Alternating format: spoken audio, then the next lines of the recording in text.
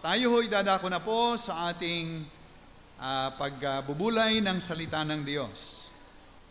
At buksan po natin ang ating banal na kasulatan sa aklat po ng Galatia chapter 2. Ito po'y buong kapitulo, but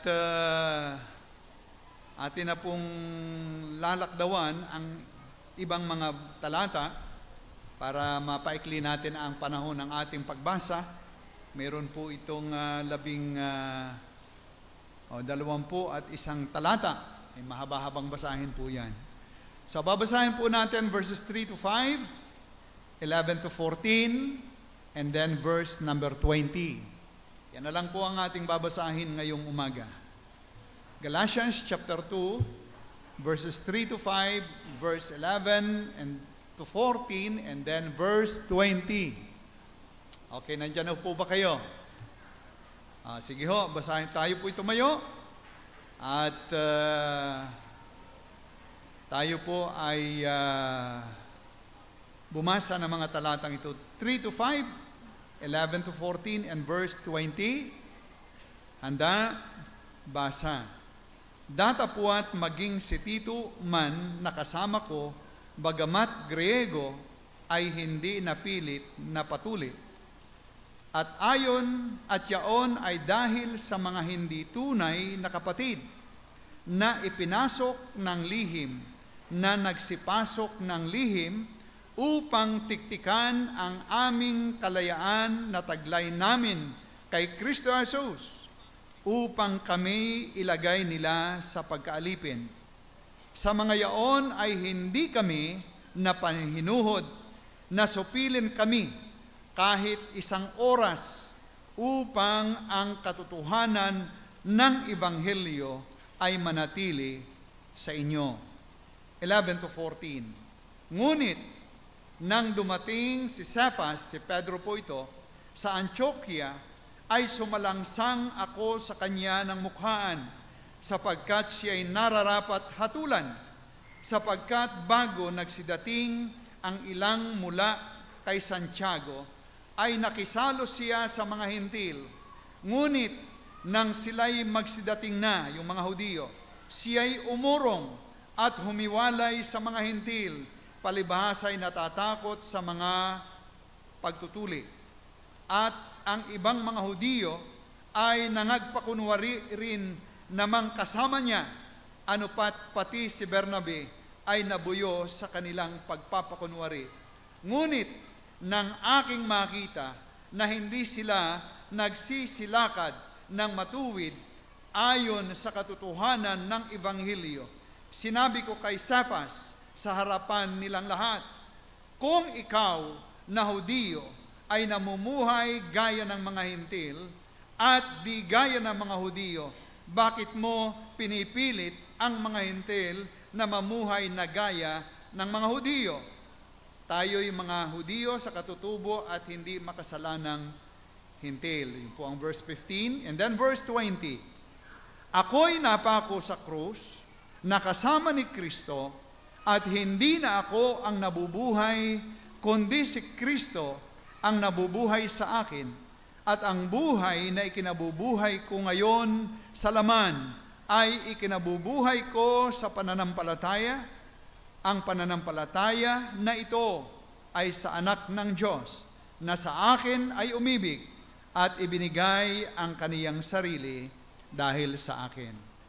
Mapagpala po naming Diyos, aming Ama, ngayon pong umagang ito, kami po ay muling humaharap sa inyong harapan, sa trono ng biyaya. At amin po amang dinadala sa inyo ang aming mga sarili, na sa mga sandaling oras na ito, kami po ay mag-aaral ng inyong banal na salita. Dalangin ko po, Panginoon, nawa po'y pagpalain mo kami sa pag-aaral sa inyong salita. Tulungan mo po, O Diyos, kami. At gayon din po, Ama, tulungan mo po ako bilang tagapagbahagi ng inyong mensahe ngayong umaga. Pagkaloob mo po ang inyong karunungan, ang inyong kaunawaan, ang inyong kahusayan. At tunay po, Panginoong, mapagpala nga po kami ng inyong salita. At Ama, samahan din po kami ng inyong Santong Espiritu, na siya nga po at sa Kanya nagmumula ang aming lahat ng karunungan at ng katalinuhan. At Ama, amin din pong kinikilala ang aming mga pagkukulang at mga kasalanan, at salamat po, Ama, na ang lahat ng ito ay inyo na pong ipinatawad sa amin doon sa krus ng Kalbaryo. Ito po ay amin dalangin at hinihingi po ang lahat sa dakilang pangalan ng inyong anak, ang Panginoong Jesus. Amen at amen. Tayo po ay magsiupo. Well, binasa po natin ang isang bahagi sa banal na kasulatan na kung saan po ay ibinabahagi po dito ni Apostol Pablo ang kanyang paglilingkod sa Panginoong Diyos. Kung paano niya ibinigay ang kanyang buhay at kung paano niya pinaglingkuran ang ating Panginoon. Sabi nga po niya dito sa talatang 20, ako ay napako sa krus na kasama ni Kristo. At hindi na ako ang nabubuhay, kundi si Kristo ang nabubuhay sa akin. At ang buhay na ikinabubuhay ko ngayon sa laman ay ikinabubuhay ko sa pananampalataya. At ang pananampalataya na ito'y sa anak ng Diyos na sa akin ay umibig at ibinigay ang kanyang sarili dahil sa akin. Yan po ang nabasa po natin sa verse number 20, at dito po ay kanyang pinatutuhanan sa kanyang sarili, sa kanyang mga anak, na siya po ay tunay na nagtatapat sa Diyos at gumaganap ng kalooban ng Diyos. Alam po niyo mga minamahal, tayo po na mga mananampalataya ay masabi po nating tayo po ay mapalad at tayo po ay pinagpala ng atin pong Panginoong Diyos. Meron po tayong mga karanasan sa ating buhay na masabi po nating biyaya ito sa atin ng ating Panginoong Diyos. Ano po yung mga biyayang yaon? Na tayo po ay naging Kristiyano sa pamamagitan po ng paggawa ng Diyos at sa pamamagitan po ng pagbibigay liwanag sa atin ng Santong Espiritu. Hindi po sa ating husay, sa ating galing, tayo nagiging Kristiyano, kundi dahil po sa enlightenment ng Banal na Espiritu sa atin at atin pong natanggap ang Kanyang salita. Napakalaki pong biyaya ito sa atin ng Panginoon. Kayo po ba'y nagpapasalamat na kayo po ay binigyan ng Panginoon ng pagkaunawa? Well, salamat po. At hindi po lamang yan, tayo rin po ay tinatawag ngayong mga mananampalataya ng ating Panginoong Diyos, na kung saan po ay nasa sa atin ang mga pangako ng tungkol sa langit. Ano ho? Yung mga biyaya ng langit ay nasa sa atin. Yan po yung ating inaasam-asam, ina-anticipate na isang araw lilisanin natin ang buhay na ito at papunta tayo doon sa tahanan ng Panginoon sa langit, at yung mga biyaya na ipinangako ng ating Panginoon ay atin pong matatamo sa lugar na iyon. At gayon din po naman tayo ay nagpapasalamat at biniyayaan na maging tagapagmana nga po ng kasama ng ating Panginoong Hesukristo. No? Sabi po sa Romans chapter 17, na tayo po'y heirs together with Christ. Tayo po'y mga kasamang tagapagmana ng ating Panginoon.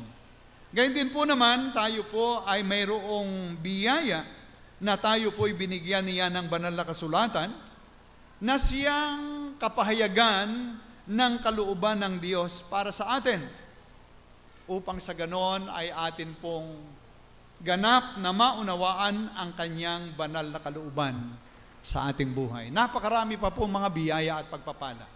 Ngunit ang atin pong mga nabanggit ay mga dakilang biyaya sa atin ng ating Panginoong Jesus, ng ating Panginoong Diyos.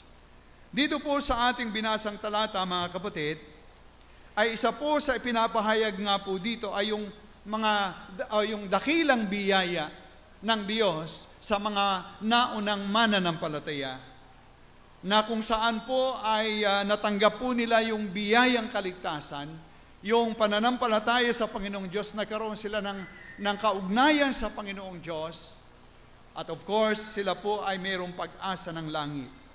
Ngunit, makikita po natin dito, na sa istoryang atin pong binasa, ay mayroon po ditong sinasabi pong problema. Dito po sa talatang 3, sinimulan po nating basahin sa talatang 3, mapapansin natin ang pangungusap na datapwat maging si Tito man na kasama ko, bagamat Grego ay hindi napilit na patuli. Ano po? At yaon ay dahil sa mga hindi tunay na kapatid na ipinasok ng lihim, na nagsipasok ng lihim upang tiktikan ang aming kalayaan na taglay kay Kristo Jesus upang kami ilagay nila sa pagkakaalipin. Yan po yung nakikita nating istorya rito, na mayroon pong problemang ibinabahagi si Apostol Pablo, na kung saan po maging si Apostol Pedro ay natuto pong magpakunwari. Yan po ang sabi ng talata. Siya po ay nagpakunwari na parang yung mga hintil na kanyang dati kasama-sama kinakausap, nung dumating po yung mga Hudiyo galing sa Jerusalem, siya po ay umurong. At dahil po dito, siya po ay pinagwikaan ni Apostol Pablo. Yan po ay binasa po natin. Ang sabi po sa verse 14, ngunit nang aking makita na hindi sila nagsisilakad ng matuwid ayon sa katotohanan ng Ebanghelyo, ay sinabi ko kay Cephas sa harapan nilang lahat, kung ikaw na Hudiyo ay namumuhay na gaya ng mga hintil at di gaya ng mga Hudiyo, bakit mo pinipilit ang mga hintil na mamuhay na gaya ng Hudiyo? Mayroon pong problema na ipinakikita rito. Mayroon pong dinadalang aralin po dito si Apostol Pablo sa ating mga mananampalataya. Kaya po natin ito po pinag-uusapan. Ang atin pong paksa po ng ating pag-aaral ngayong umaga ay the will of God for Christian life, ang kalooban ng Diyos sa buhay Kristiyano. Ang kalooban ng Diyos sa buhay Kristiyano. Dito po sa verses 1 to 8, ay ipinapahayag nga po dito yung kalooban ng Diyos sa buhay nating mga Kristiyano. Ano po yung kalooban? Binasa na po natin halos yung mga talata. Ito po ay inire-relate ni Apostol Pablo yung kanyang conversion sa Ebanghelyo ng ating Panginoong Hesus. Makikita po nyo sa chapter 1, 15 to 24, kung paano po siya naligtas. Siya po'y nakakilala sa ating Panginoong Hesukristo, at siya po'y naging matapat sa Ebanghelyo ng ating Panginoon. At pagdating po sa chapter 2, ang sabi po sa verse number 1, makaraan nga ang 14 na taon ay umahon akong muli sa Jerusalem, nakasama si Bernabe, at isinama ko rin naman si Tito, at ako'y umahon dahil sa pahayag, at isinaysay ko sa harapan nila doon sa Jerusalem ang Ebanghelyo na aking ipinangangaral sa gitna ng mga hintil, datapwat sa harapan ng mga may dangal, ay sa lihim, baka sa anumang paraan, ay ako'y tumakbo o tatakbo ng walang kabuluhan. So, dito po ang ipinakikita ni Apostol Pablo ay yung kanyang Ebanghelyong tinanggap sa Panginoon. Na ito nga pong Ebanghelyong ito ay nagkakaroon po ng problema. Na pumasok po yung tinatawag na mga hindi naman tunay na mga kapatiran. Sabi nga po sa verse number 4, mayroong mga hindi tunay na mga kapatid ay pumasok ng lihim, na ang purpose po nila ay upang ilagay sila sa pagkaalipin. Sa madaling salita ay upang kanilang baliktarin ang maling aral. Upang sila po'y lumayo sa pangangaral ng totoong Ebanghelyo. Ang pagkaaliping tinutukoy po dito ay bumalik po sila sa kautusan. Yun po ang binibigyang pansin ng Galatia, Na yung mga Kristiyano sa Galacia ay gusto po uling ibalik sa kautusan. Ngunit, ngayon pong umaga, ang atin pong pinag-uusapan sa ating buhay Kristiyano ay hindi po na tayo'y bumalik uli sa kautusan, kundi ang kalooban po sa atin ng Panginoong Diyos ay yun pong ating commitment sa Ebanghelyo ng ating Panginoong Hesus.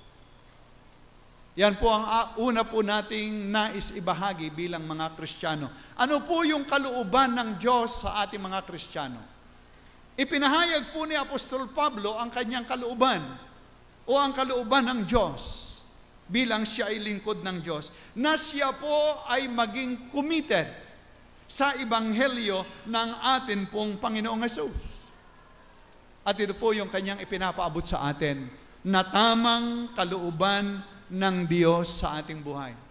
Na tayo po ay magkaroon ng commitment sa Ebanghelyo ng ating Panginoong Hesus.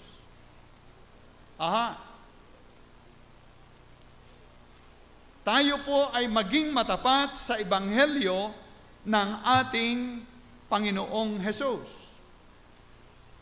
Sa atin pong pagbabasa at pagpansin sa buhay ni Apostol Pablo, katulad nga po ng binabanggit ko sa verse number 20, bilang siya po ay committed disciple of Jesus Christ, committed to the gospel of the Lord Jesus Christ, ay siya po ay nangangaral ng Ebanghelyong ito bilang bahagi ng kanyang commitment. Doon sa verse number 2 and verse number 8, ang sabi po ng talata, at ako'y umahon dahil sa pahayag at isinaysay ko sa harapan nila ang Ebanghelyo na aking ipinangangaral sa gitna ng mga hintil. And then sabi po sa verse number 8, sapagkat ang naghanda kay Pedro sa pagkaapostol, sa pagtutuli, ay naghanda rin naman sa akin sa pagkaapostol sa mga hintil. Ano pong ipinakikita ni Apostol Pablo? Yun nga pong kanyang commitment sa Ebanghelyo ng ating Panginoon. And because of that commitment, he preached the gospel to the Gentiles. Yan po ang kanyang ginagawa. At yun po ay napakagandang matutunan din po natin. Pangalawa na kanyang ginagawa sa verses 3 to 5, ay hindi niya hinayaan na ang kanyang kalayaan ay mawala sa pagiging pabaya sa kanyang pananampalataya. Now, yung pumasok yung sinasabi mga bulaang kapatid, ang sabi niya, ni isang oras ay hindi namin pinabayaan kami ay maging alipin. So mapapansin po natin bilang siya ay committed. Yamang siya ay tumalaga sa Ebanghelyo ng Panginoon. Hindi po niya ikinompromise ang Ebanghelyong ito sa tinatawag na bulaang mga kapatid. Gayun din po sa verse number 8, ay mapapansin po natin na ginawa po niya ang Ebanghelyong ito na epektibo. He made this gospel effective to the lost people. Bakit ko po sinabing effective? Mapapansin po natin dito yung word na effectual sa English at yung word na mighty, at makikita po natin na napakarami pong mga tao, mga hintil na naakay niya sa Panginoon. Marami siyang naakay sa Panginoon. At ilang beses ko na pong nababanggit, indirectly, tayo po ay bunga ni Apostol Pablo sapagkat tayo po ay mga hintil sa katutubo. Tayo po ay mga hintil sa katutubo. So, ang Pablo pong ito ay committed sa Panginoon sa kanyang Ebanghelyo. At mga kapatid, ito po yung sinasabi po natin sa ating pag-aaral. Yun pong kalooban ng Diyos sa buhay Kristiyano na tayo rin po ay maging committed sa Ebanghelyo ng ating Panginoon. Committed ho ba tayo, mga kapatid, sa kanyang Ebanghelyo? Alam po nyo, nakakalungkot po, minsan yung ating pananampalataya ay parang pangsarili na lang natin. Hindi natin nakikita yung eagerness ni Apostol Pablo na mangaral ng salita ng Diyos. No? Nasa atin na lang yung ebanghelyong iyon, yung kaligtasang iyon, na sinasabi yung ebanghelyong iyon ay mabuting balita.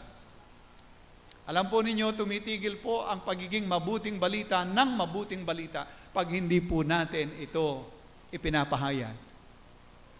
Mga kapatid, ang kalooban po ng Diyos ay magkaroon din po tayo ng commitment sa ebanghelyo ng ating Panginoong Jesus. Si Pedro, gusto niyang itatwa. Pero si Pablo, ang sabi niya, ang buhay na ikinabubuhay ko rito ay ikinabubuhay ko ngayon kay Kristo sa ebanghelyo ng Panginoon. Mga kapatid, sana po bilang mga mananampalataya ay huwag po nating sarilinin ang ebanghelyong ito. Wala pong paraan ng kaligtasan sa mga taong hindi po naliligtas, kundi ating maipahayag ang ebanghelyong ito. Ang sabi ng Romans chapter 1, 15 to verse number 17. It is the power of God unto salvation. Yan po ang sabi ng talata. So, mga kapatid, sana po'y yun pong kaloobang yun. Yun yung ating tinutukoy na kalooban ng Diyos sa atin. Na tayo rin po'y magkaroon ng commitment o tayo po'y maging committed sa ebanghelyo ng ating Panginoon.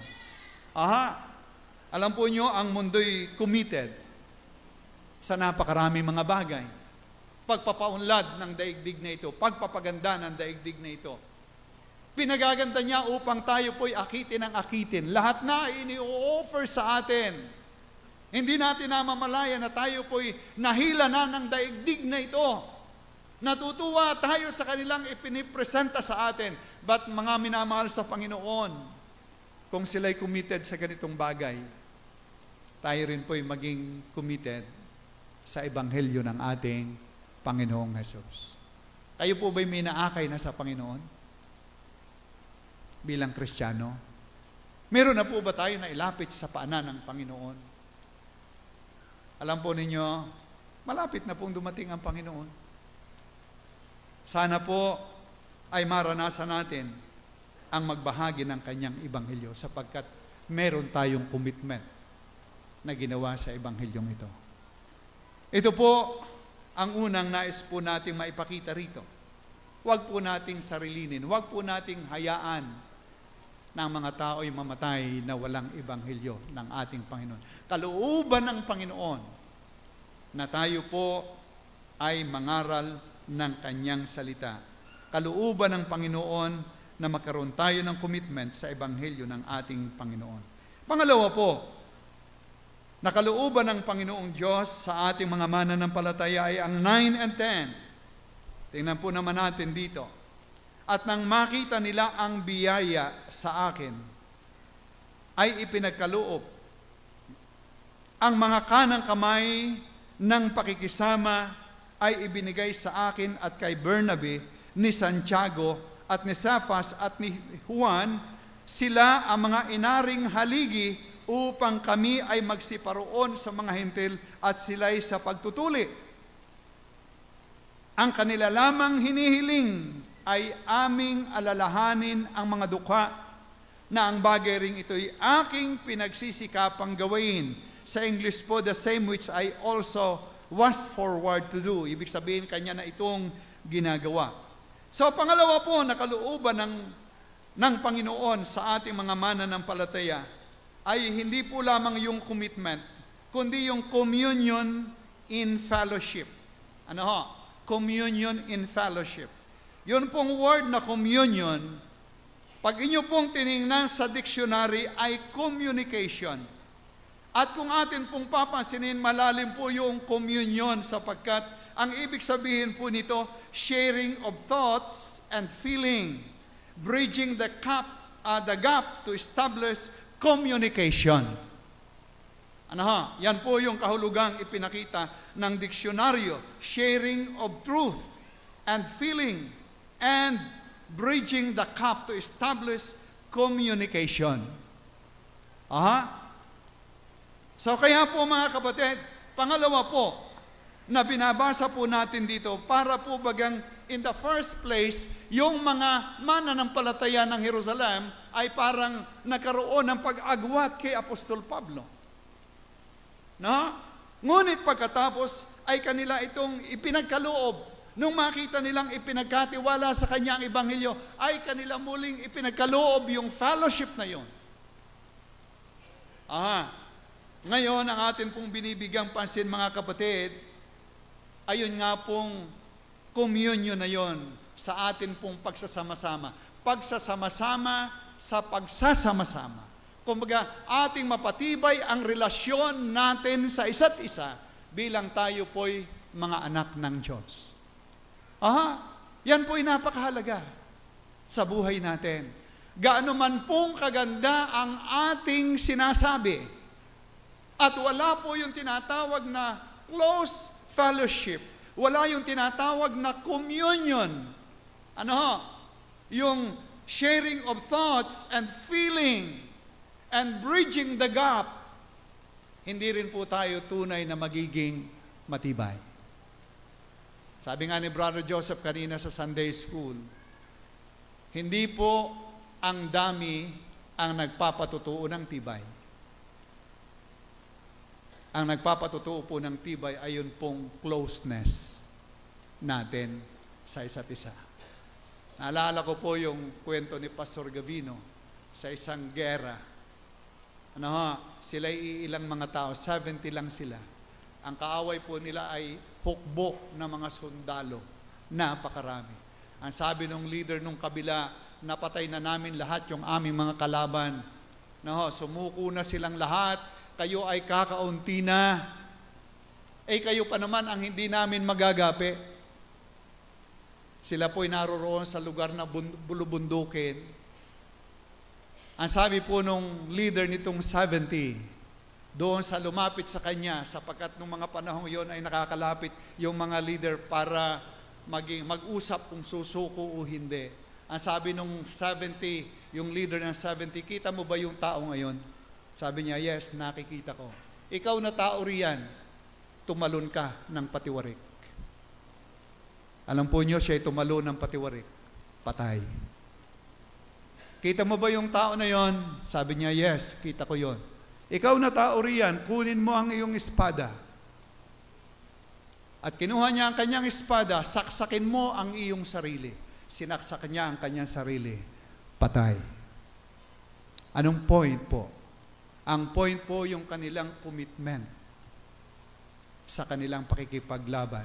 To make the story short, natalo ng 70 ito ang napakaraming mga taong kalaban nila sapagkat sila'y committed sa Panginoon o sa kanilang laban.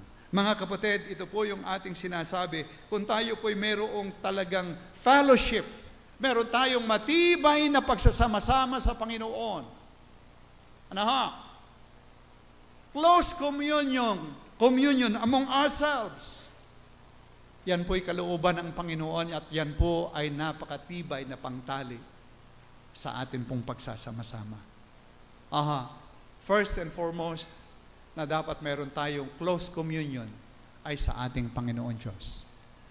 Sapagkat siya po ang susi ng lahat sa ating buhay. Siya po yung nagkakaloob, sustainer ng lahat ng mga bagay na ating kinakailangan maging sa ating pananampalataya and communion with the brethren. Kinakailangan po natin ang communion na ito sa atin pong pagsasama-sama bilang magkakapatid, sapagkat kung hindi, babagsak po tayo. Babagsak tayo. Pero kung tayo po'y nagsasama-sama mga kapatid, tunay na magiging matibay tayo. Example natin, na very common na nating napapakinggan, yung walis. Napakahina ng mga tingting. Pero sapagkat sila po'y tinatali ng isang buklod, na tinatawag na buklod, sila po'y nagiging kagamit-gamit. Mga kapatid, sa Panginoon, ito po yung kalooban ng Diyos. Dito, si Pedro, parang naging kaaway pa niya. So mga kapatid, ito po yung ating titinang mabuti. Ano ba ang kinakailangan ng iglesia ng Panginoon? Isang matibay na pagsasama-sama. Kalooban po ito ng ating Panginoong Diyos sa ating buhay. At sana po nakikita po natin ito sangayon sa binabasa po nating talata. Pangatlo po, na nais ko pong pansinin ay ang talatang 11 at hanggang sa talatang 12. Binasa na po natin ito. Ngunit nang dumating si Cephas sa Antioquia, ay sumalangsang ako sa kaniya ng mukhaan, sapagkat siya'y nararapat-hatulan, sapagkat bago nagsidating ang ilang mula kay Santiago, ay nakisalo siya sa mga hintil. Ngunit nang sila'y magsidating, yung mga Hudiyo, siya'y umurong at humiwalay sa mga hintil. Palibhas ay natatakot sa mga pagtutuli, at ang ibang mga Hudiyo ay nangagpakunwari rin naman kasama niya. Ano pat si Bernabe ay nabuyo sa kanilang pagpapakunwari. At sabi nga po dito sa verse number 14, ngunit nang aking makita na hindi sila nagsisilakad ng matuwid ayon sa katotohanan ng Ebanghelyo, ay sinabi ko kay Cephas sa harapan nilang lahat, kung ikaw na Hudiyo namumuhay na gaya ng mga hintil at di gaya ng mga Hudiyo, bakit pinipilit mo ang hintil na mamuhay na gaya ng mga Hudiyo? Number 3 po, na dapat po ay gawin po natin bilang kalooban po ng Diyos sa atin. Hindi lamang po ang commitment, hindi lamang po yung communion natin sa ating Panginoong Diyos, kundi yung considered profession of faith. Yun pong iyong binigyang kahalagahan ang pagpapahayag ng pananampalataya. Binigyan mo you consider your faith. Binigyan mo ng konsiderasyon ang iyong pananampalataya. Minsan tayo po sa ating buhay Kristiyano, pag tayo po ay napapaharap sa mga kaibigan po natin na hindi mananampalataya, tayo po ay wala na. Naalala ko po yung patutuo ng isang kapatid. Sabi niya, nung una, ako'y hindi makapanalangin. Nung una akong maligtas, hindi ako makapanalangin sa harapan. Pagka ako'y nasa palengke, nasa kainan, hindi ako makapanalangin. Ako'y nahihiya. Alin ang nabibigyang importansya? Ang nabibigyang importansya yung iba, hindi ang Diyos. So dito po sa ating binabanggit ngayon, na kalooban ng ating Panginoong Diyos, ayon pong nabigyan po natin ng matatag na konsiderasyon yung pananampalataya natin.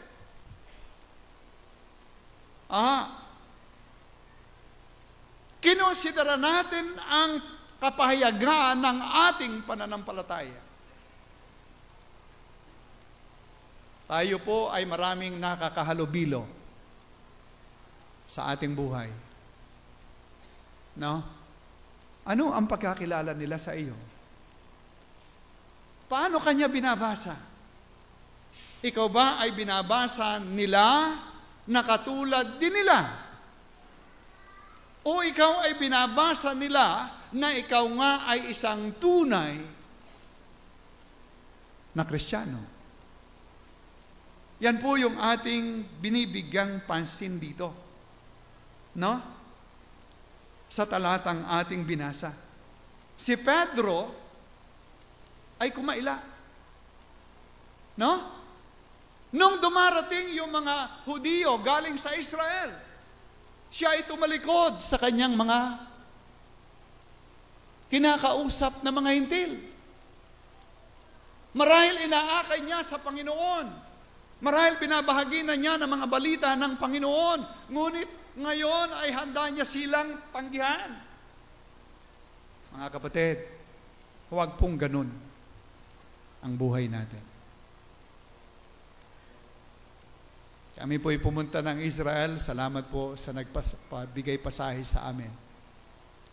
And I thank doon sa marami namin magkakasama yung second day po ng aming trip. Even in the first day of our trip. Ewan ko kung sila'y nanalangin. Pero po kami tuwing kakain kasama ng napakaraming mga tao, kami po'y nagpipray. Hindi ko po itinatatuwa yung pananampalataya sa Panginoon.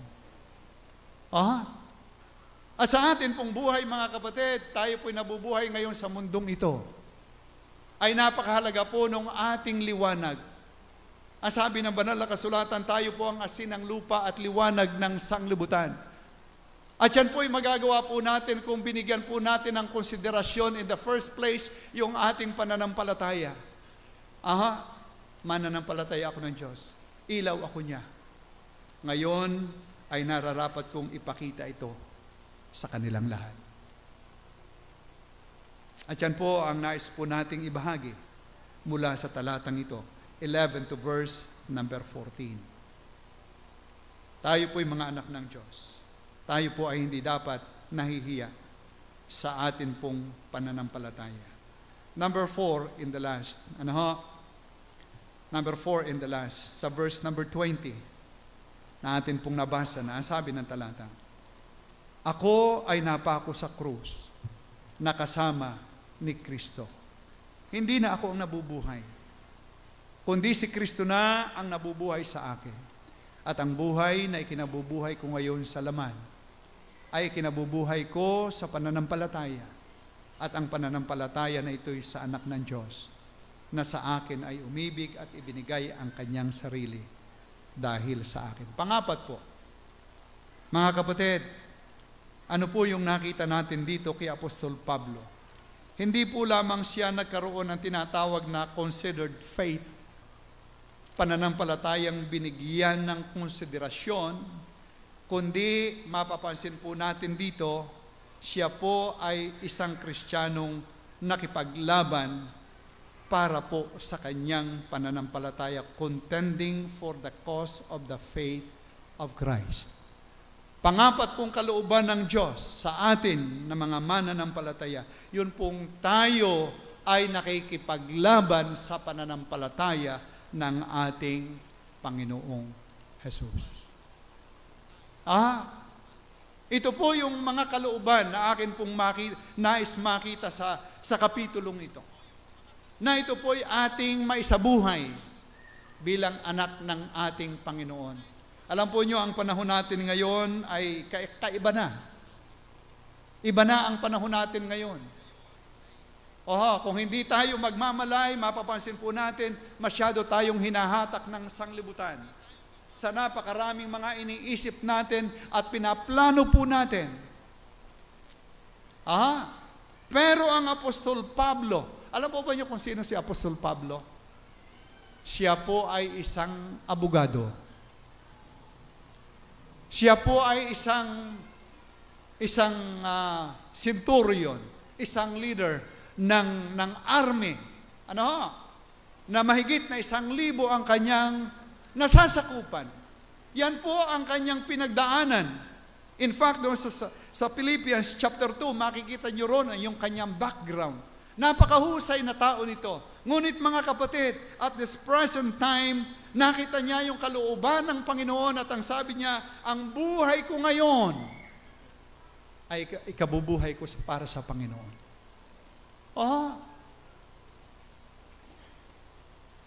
Ito yung kanyang patutuo. Mga kapatid, ito po yung ating nais makita sa buhay po natin. Na kung tayo man po ay may mga pinaplano, ay atin pong tinitiyak na ito ang kalooban ng Diyos sa buhay ko. Hindi yung lahat ng gusto ko, basta ito yung gusto ko, ito yung gagawin ko. Huwag.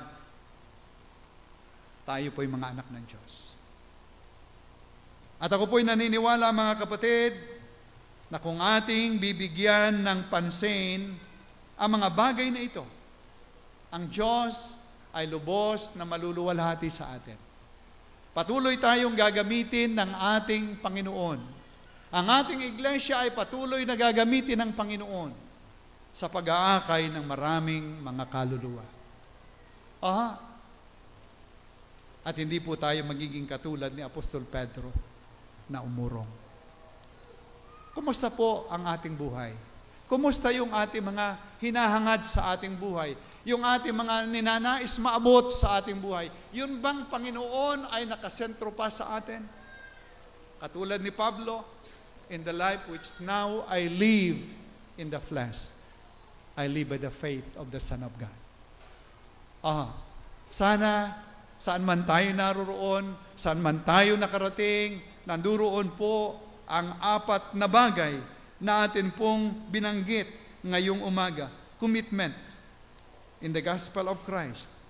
Pangalawa, communion in our fellowship, lalo higit sa ating Panginoong Diyos. Considered profession of faith. Binigyang pagpapahalagang pagpapahayag ng pananampalataya, contending for the cause of the faith of Christ. Ito po yung mga bagay na nakita ko po dito sa chapter 2, na napakaganda pong ating matutunan. At huwag po nating pabayaan na ito'y mawala sa atin.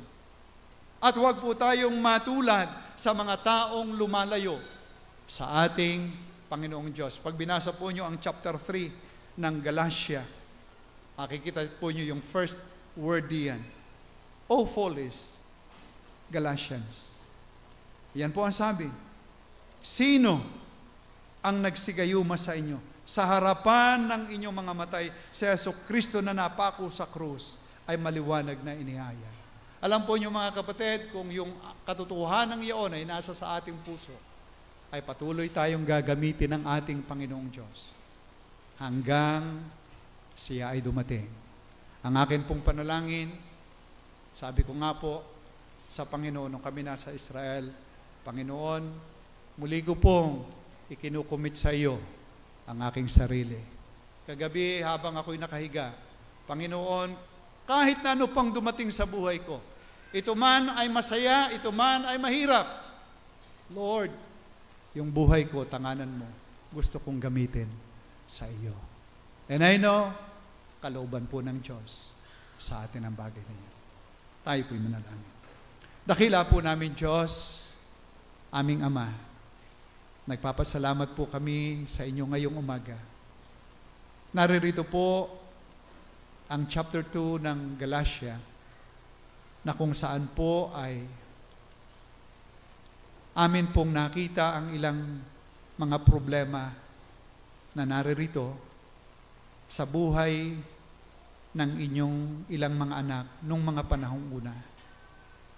Panginoon, kami po'y naniniwala na ito'y ibinahagi mo sa amin, inilagay mo sa inyong banal na kasulatan upang makita po namin ang aming mga sarili sa katotohanan ito.